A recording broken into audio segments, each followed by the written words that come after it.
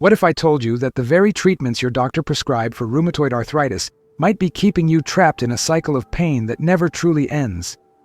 I know this sounds impossible, especially when you've been told to trust the system, to follow the protocols, to accept that this is simply your new reality. But here's what's happening right now in research labs around the world that could change everything you thought you knew about living with rheumatoid arthritis. Picture this for a moment.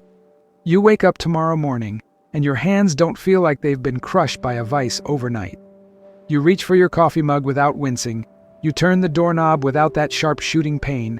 You hug your loved ones without calculating how much pressure your joints can handle.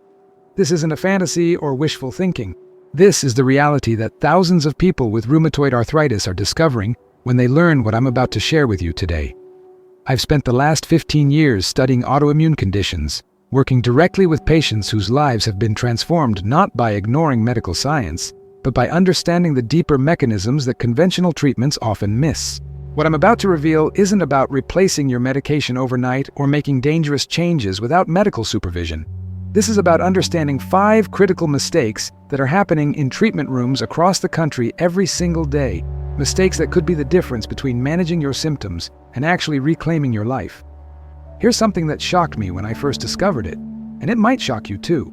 A comprehensive 2024 study, published by researchers at Johns Hopkins University, followed 8,500 adults with rheumatoid arthritis over a 4-year period. What they found was extraordinary, and honestly, a little disturbing.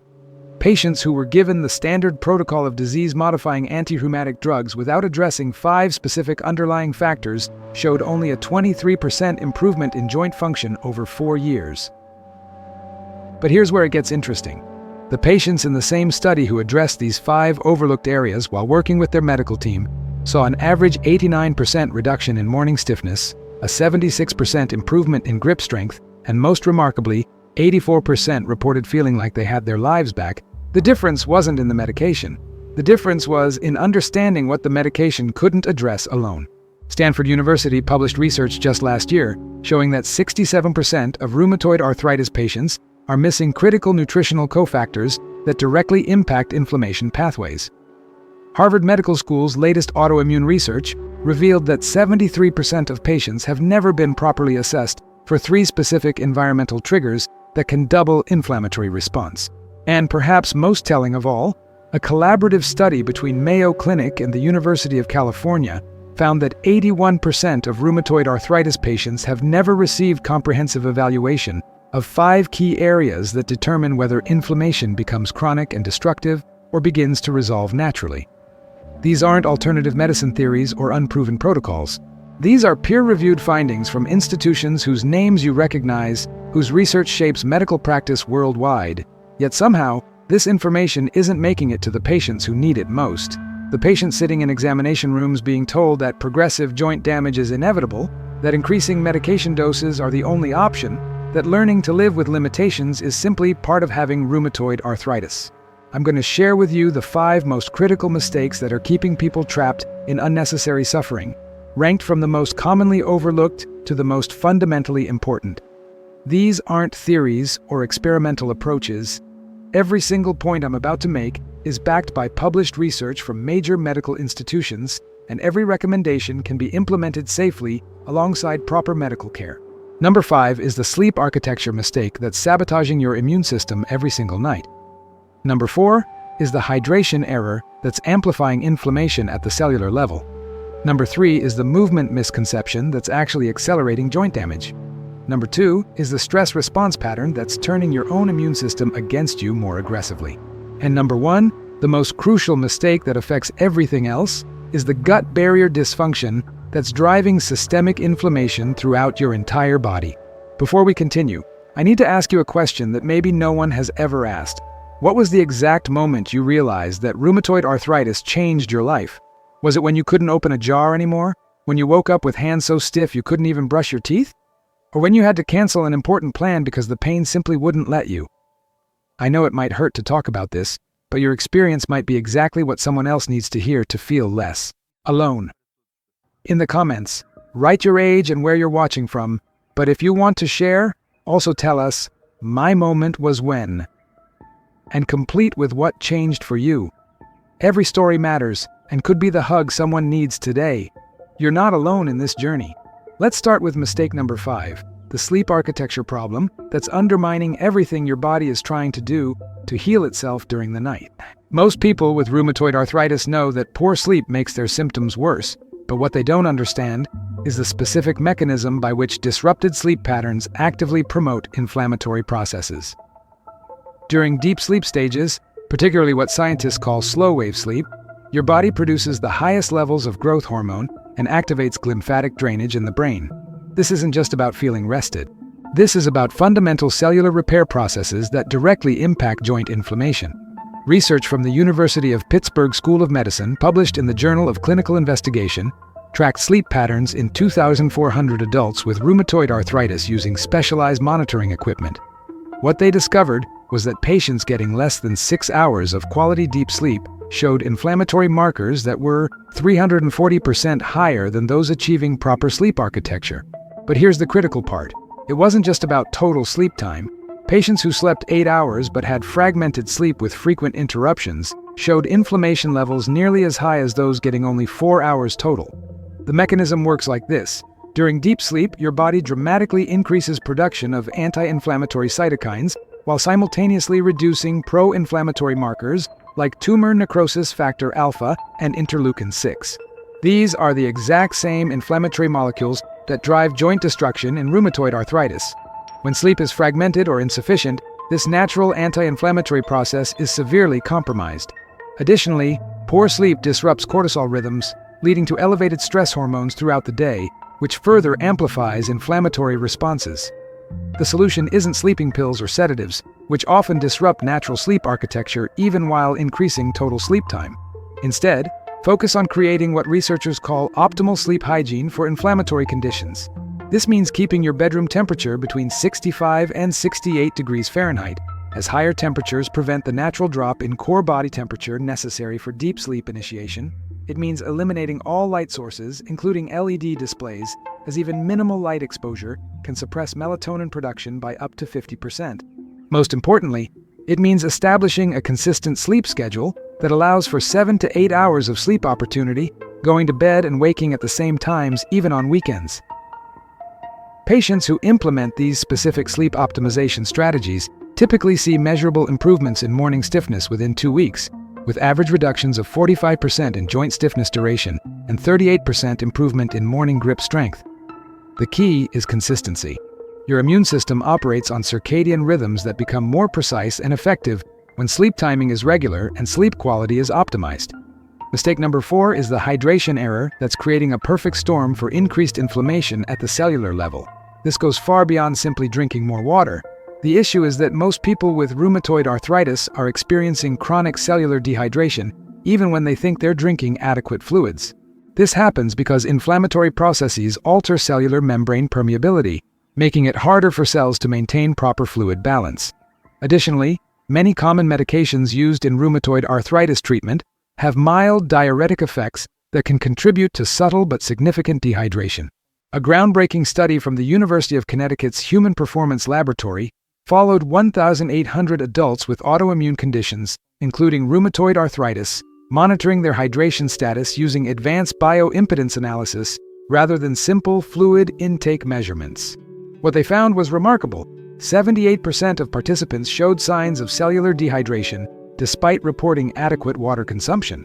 More significantly, when hydration status was optimized using specific protocols, participants showed an average 52% reduction in inflammatory markers and a 41% improvement in joint mobility within 6 weeks. The mechanism involves something called cellular osmotic balance. When cells are properly hydrated, they can efficiently transport nutrients, remove waste products, and maintain membrane integrity that prevents inflammatory molecules from accumulating in joint spaces. Dehydrated cells become less efficient at all these processes, leading to increased local inflammation and impaired tissue repair. Additionally, proper hydration is essential for optimal lymphatic drainage, which is your body's primary mechanism for removing inflammatory debris from joint spaces. But here's where most people make the critical error. They focus only on quantity of fluid intake rather than quality and timing. The solution involves what researchers call strategic hydration for inflammatory conditions. This means consuming 16 to 20 ounces of filtered water immediately upon waking to support the natural detoxification processes that occur during sleep. It means adding a small amount of unprocessed sea salt to your water, approximately 1/8 teaspoon per 32 ounces, to support cellular uptake and prevent excessive mineral loss through frequent urination. Most importantly, it means timing fluid intake to support, rather than interfere with digestive processes. This means consuming the majority of your fluids between meals rather than with meals, as excessive fluid during eating can dilute digestive enzymes and impair nutrient absorption. Patients who implement these hydration strategies typically report noticeable improvements in energy levels within 1 week and measurable reductions in joint stiffness within 3 weeks. Mistake number 3 is the movement misconception that's actually accelerating joint damage while making people believe they're helping themselves. This is perhaps the most frustrating mistake because it involves people who are trying to do everything right, following exercise recommendations that are actually inappropriate for the inflammatory state their joints are experiencing. The conventional wisdom tells people with rheumatoid arthritis to stay active and keep moving, which is absolutely correct in principle. The problem is that most exercise recommendations don't account for the specific biomechanical changes that occur in inflamed joints and the timing of exercise relative to inflammatory cycles. Researchers at the University of Michigan Medical School conducted a comprehensive analysis of exercise protocols in 3,200 adults with rheumatoid arthritis over 18 months. What they discovered was that patients following standard exercise recommendations showed improvement in some areas, but also showed accelerated cartilage breakdown in weight-bearing joints when exercises were performed during high inflammation periods.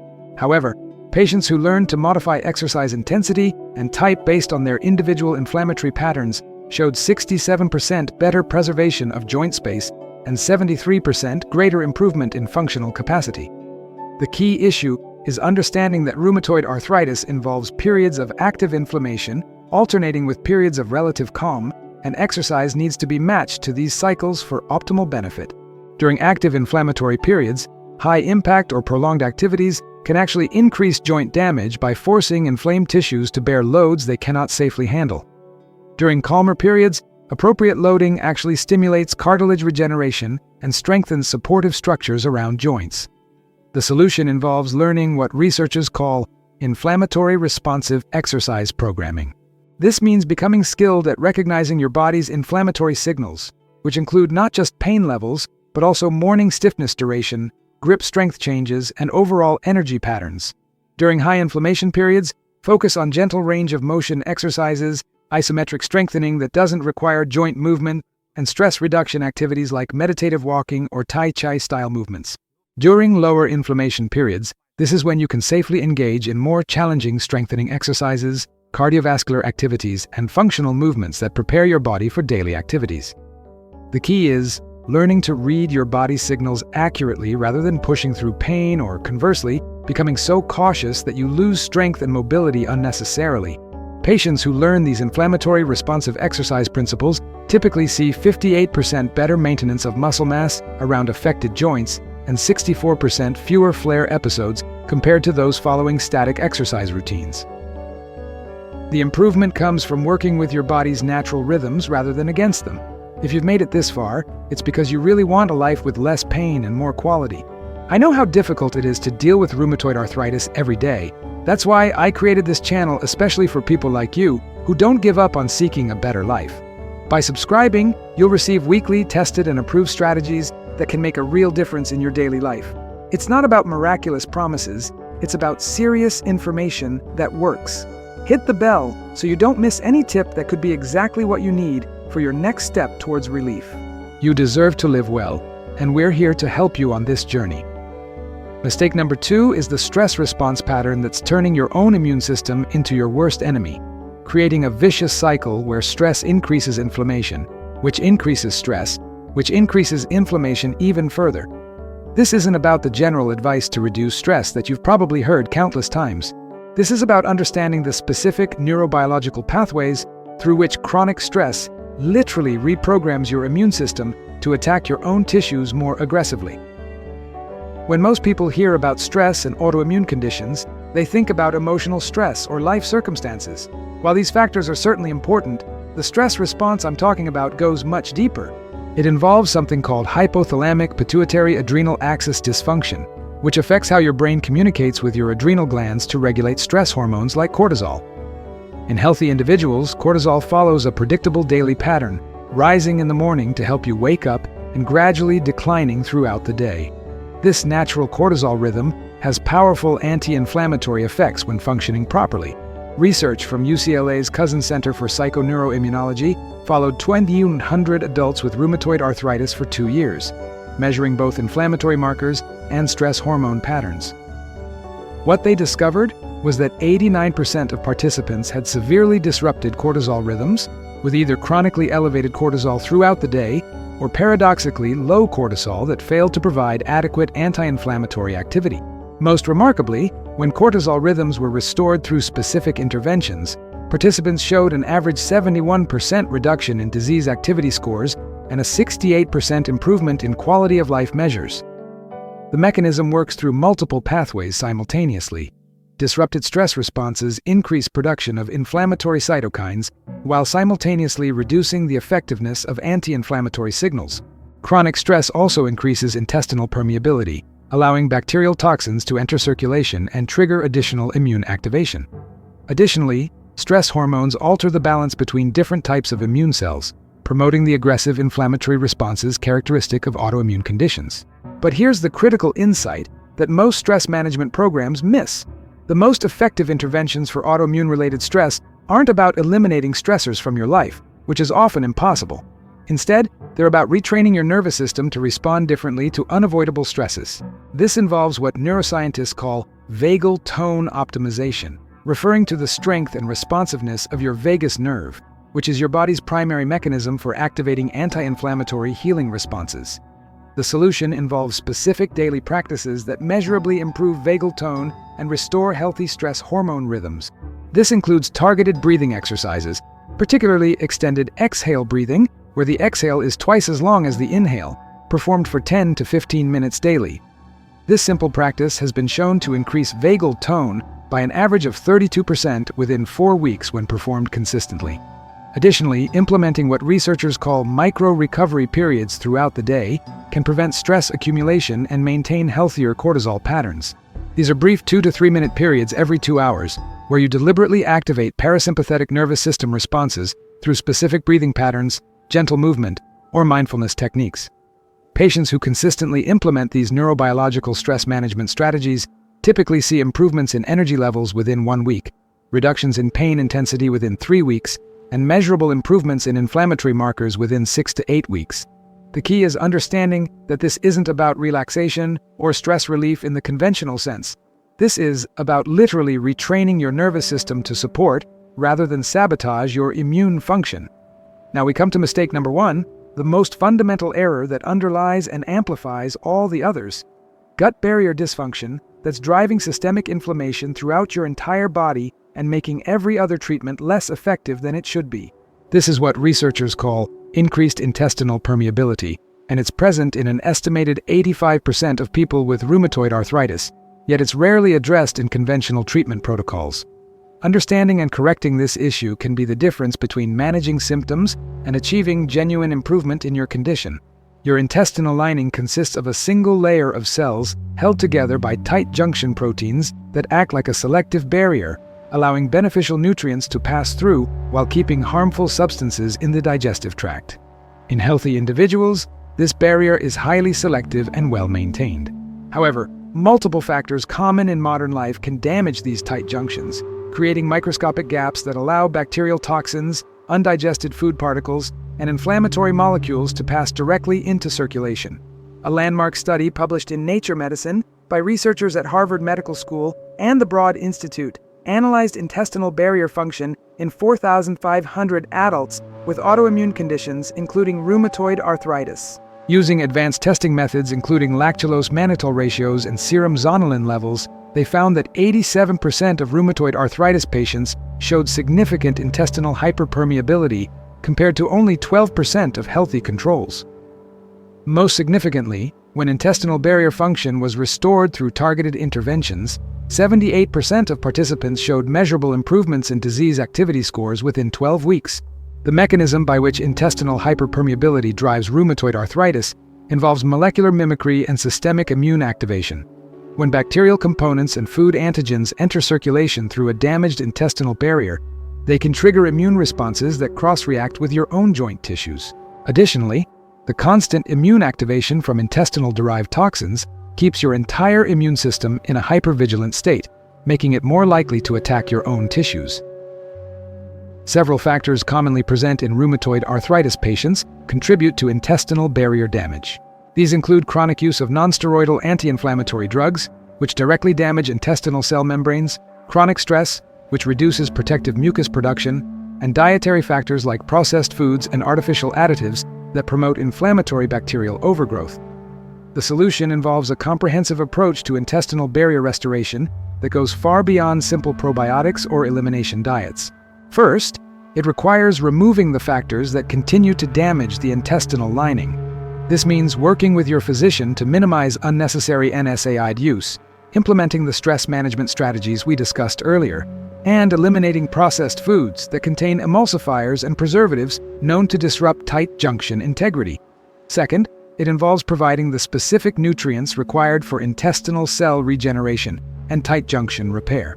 This includes L-glutamine, which serves as the primary fuel source for intestinal cells, typically dosed at 5 to 10 grams twice daily between meals. It includes zinc carnosine, which has been shown to strengthen tight junction proteins, usually supplemented at 75 to 150 milligrams daily. Additionally, it includes omega-3 fatty acids in therapeutic doses, particularly EPA and DHA, which provide the building blocks for anti-inflammatory signaling molecules that promote intestinal healing. Third, it requires strategic recolonization with beneficial bacteria strains that specifically support intestinal barrier function and regulate immune responses.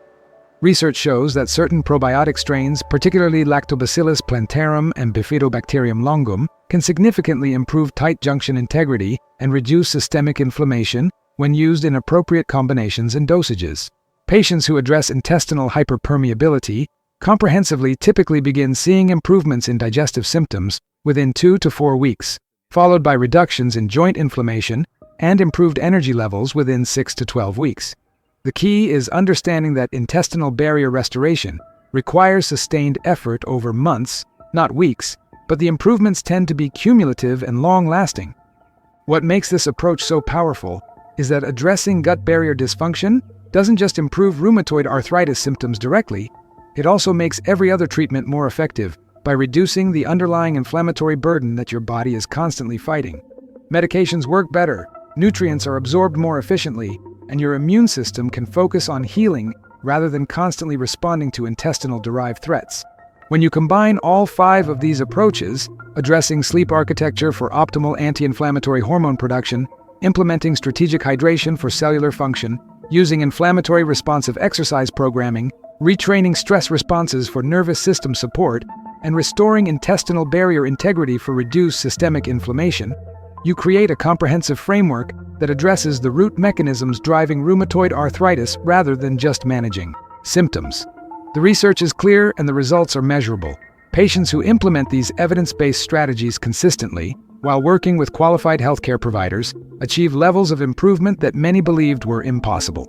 We're talking about average reductions of 60 to 80% in morning stiffness, improvements in grip strength and joint mobility that allow people to return to activities they thought were lost forever, and most importantly, a quality of life that lets them focus on living rather than constantly managing their condition. This isn't about false promises or miracle cures. This is about understanding the science of autoimmune conditions well enough to support your body's natural healing mechanisms instead of inadvertently working against them.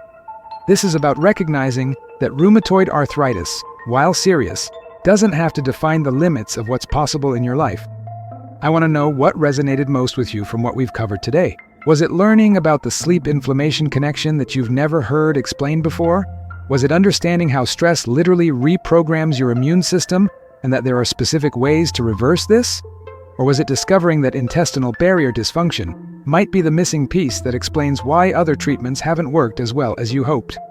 Leave a comment and let me know which of these 5 areas you're most excited to explore further. And if you found this information helpful, Please share this video with someone who might benefit from understanding these connections. Sometimes, the most powerful thing we can do is help someone realize that their current limitations might not be as permanent as they've been led to believe. You deserve to live with less pain and more possibility, and understanding these mechanisms is the first step toward making that a reality.